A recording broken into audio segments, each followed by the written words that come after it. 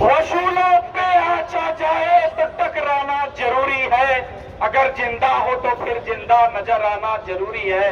दोस्तों, ये लड़ाई इतनी छोटी नहीं है जिस छोटे स्तर से हम लोग लड़ रहे हैं। मैं पिछले 1 महीने पहले पंजाब और हरियाणा के दौरे पे गया था, जब हमारे किसान साथी आंदोलन पे थे, और मुझे वहां जाकर के बड़ा शर्मसार होना पड़ा जब मैं चिहुड़ी किसान यूनियन चिहुड़ी ग्रुप के अध्यक्ष गुरनाम सिंह चिहुड़ी जी के घर पे गया और मैंने बताया कि मैं उत्तर प्रदेश से आया हूं। तो उन्होंने मुझसे कहा कि आपके यहाँ किसान यूनियन क्या कर रही है, आज तक आपके यहाँ एमएसपी नहीं मिल पाया, आप लड़ाई क्या लड़ोगे। मुझे बड़ा शर्म हुआ और मैं फिर वापस चला आया घर।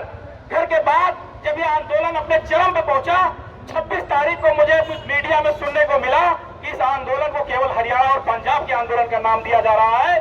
मेरे खून को मैं रोक नहीं पाया और मैं फिर उस बॉर्डर पे पहुंच गया। सिंधु बॉर्डर पर पिछले 4 दिनों से मैं डटा हुआ था और कल वहां पर मुझे मंच मिला तो मैंने उत्तर प्रदेश की आवाज वहां से जगाने का प्रयास किया। दोस्तों, मैं यहाँ पर राजनीति करने, कोई बड़ी बड़ी बातें करने नहीं आया हूँ। मैं बताना चाहता हूँ, ये मेरे दोस्त डॉक्टर बीरेन्द्र भाटी जी हैं, अटल भारतीय जी हैं, हम लोग यहाँ पिछले 4 दिनों से आपके साथ यहाँ लगे हुए हैं। 3 दिन से ये लोग लगातार आ रहे हैं, बिना किसी परिचय के, बिना किसी को कुछ बताए अपना काम कर रहे हैं। और वहाँ पे हमारी समिति ने एक मेडिकल कैंप लगा रखा है सिंधु बॉर्डर पे। तो किसान भाई किसी तरीके की परेशानी से जूझते हैं, हम उनको दवा और इलाज देने का काम कर रहे हैं। बहुत बढ़िया। आगे मैं बताना चाहता हूँ कि दोस्तों, ये जो लड़ाई है ये इतनी आसान नहीं है। क्यों आसान नहीं है? कल मैं देख रहा था कि केंद्र सरकार ने 32 संगठनों को निमंत्रण भेजा था। हमारे लिए शर्म की बात है कि हमारे प्रदेश से एक भी संगठन का नाम नहीं था। अगर किसी को यकीन न हो तो चिट्ठी उठाकर देख लीजिएगा। आखिर हम पूरे देश की सबसे बड़ी आबादी, सबसे ज्यादा किसान, हमको तरजीह क्यों नहीं मिलती है? इस पर भी विचार करना पड़ेगा। हमारे बड़े बुजुर्ग बैठे हैं, हमारी बात अगर बुरी लगेगी तो मुझे छोटा बच्चा समझ के माफ कर दीजिएगा, लेकिन ये लड़ाई अब दूसरे ढंग से लड़नी पड़ेगी। अब रही बात आंदोलन की, आंदोलन को धार देने के लिए हम लोग आए हैं और यहाँ तब तक रहेंगे जब तक इसका कुछ परिणाम नहीं निकल जाएगा। लेकिन परिणाम कैसे निकलेगा? उस तरफ हमारे जो है कल 32 संगठन गए थे। फिर मैं बताना चाहूंगा कि जब मंत्री जी ने कहा कि आपकी मांग क्या है लिखित में दीजिए, किसी संगठन के पास कोई मांग पत्र नहीं था। आपके पास अगर मांग पत्र नहीं है, आपकी तैयारी अगर अधूरी है, तो उन IAS, PCS और मंत्रियों से आप कैसे बात करेंगे? हमको पूरी तैयारी करनी पड़ेगी, रणनीति बनानी पड़ेगी और उस रणनीति से चल करके ही हम कोई लड़ाई जीत सकते हैं।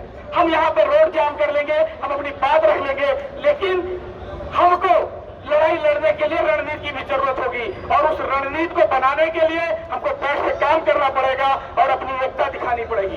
ये सरकार हमको धर्म और मजहब के नाम पर बांटने का काम कर रही है। मैं बताना चाहता हूँ कि मैं किसान का बेटा हूँ और एक किसान में कोई धर्म और जाति नहीं होता। पूरे देश के किसान, पूरे विश्व के किसान एक है। ये मैसेज देने के लिए मैं भगवान श्री राम की धरती अयोध्या से चल करके आया हूँ। मैं आप लोगों को कहता हूँ कि अगर एक नहीं हो जाएंगे तो टूट जाएंगे। मैं सभी की एकता पर जोर देता हूँ। हिंदू, मुसलमान, सिख, ईसाई जो भी है, हमारे सब किसान भाई हैं और हम एक केवल किसान बनकर के इस लड़ाई को लड़ना चाहते हैं। मैं अपनी बात को ज्यादा लंबा नहीं खींचना चाहता हूँ क्योंकि ये मेरे लिए एक नया मंच है। हो सकता है मुझसे कुछ गलतियां भी हो रही हों। आप लोगों से मैं माफी चाहूंगा और कहूंगा कि किसान एकता, किसान एकता। और मैं अपने उन्हीं साथियों से भी बताना चाहता हूं जो मोबाइल और फेसबुक, व्हाट्सएप पे गुम है। ये फेसबुक और व्हाट्सएप की लड़ाई नहीं है, ये लड़ाई जमीन पे लड़ी जानी है। आपको फेसबुक, मोबाइल छोड़ करके जमीन पे उतरना पड़ेगा। ये हमारे पास जिंदाबाद। हम लोगों को शर्म आनी चाहिए कि हमारे 65-70 साल के बुजुर्ग आज इस लड़ाई को लड़ रहे हैं और हम और आप मोबाइलों में गुम है। मैं अपने युवा साथियों से चाहूंगा कि इस आंदोलन में बढ़ चढ़ के हिस्सा ले। अंत में कहूंगा कि उसूलों पे आचा जाए तो टकराना जरूरी है, अगर जिंदा हो तो फिर जिंदा नजर आना जरूरी है। हमको अपनी जिंदगी, हमको अपना ये दिखाना पड़ेगा कि हम जिंदा हैं। अंत में एक बात कह करके मैं अपनी बात समाप्त करूंगा कि मैं यहाँ पे राजनीति करने नहीं आया हूँ। आप लोगों को बात मेरी बुरी लगी होगी, माफ करिएगा। मैं कहता हूँ कि ये किसान का बेटा जब तक यहाँ आंदोलन चलेगा तब तक आपके बीच में रहेगा। जरूरत पड़ेगी पसीना बहाएगा और जरूरत पड़ेगी तो खून भी बहाएगा। और ये हमारी टीम आपके बीच 24